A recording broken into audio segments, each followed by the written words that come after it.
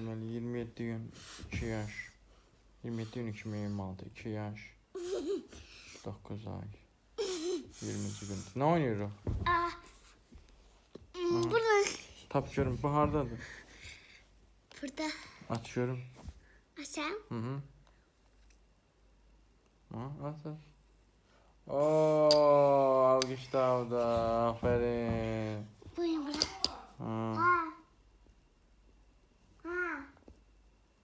Tadım.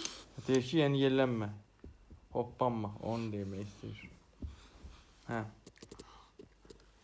Tap görüm bəs bu hanı? Bakalım.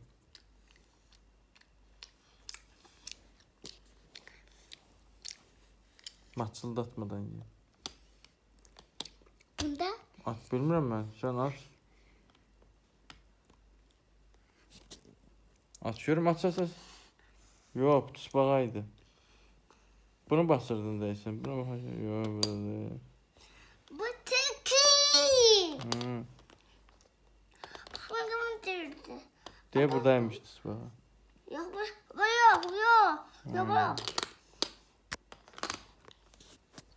Yok bu bak buna. Bu çıktı. O ne değil ya? Tilki. Tülkü biz az tülkünü seçmemişik.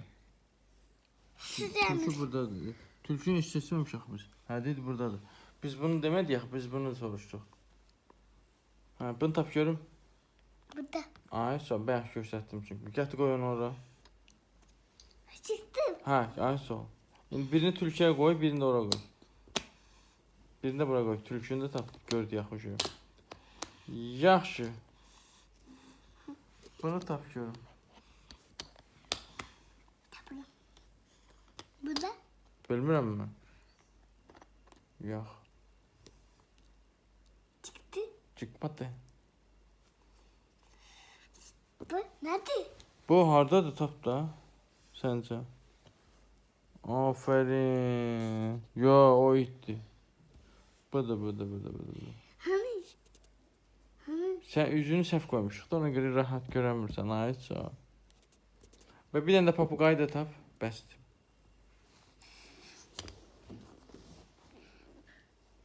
Bunlar kaydetmişim dinle. Ay sağ ol. Ona görə sən çətinlik çəkirsən.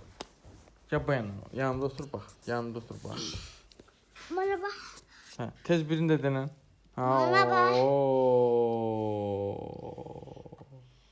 Ha. Al. Koy. Hara qoy. Ora. Qoydum, aferin. Oyunu mən bitirdim. Sağ ol. Yine ya. Ha.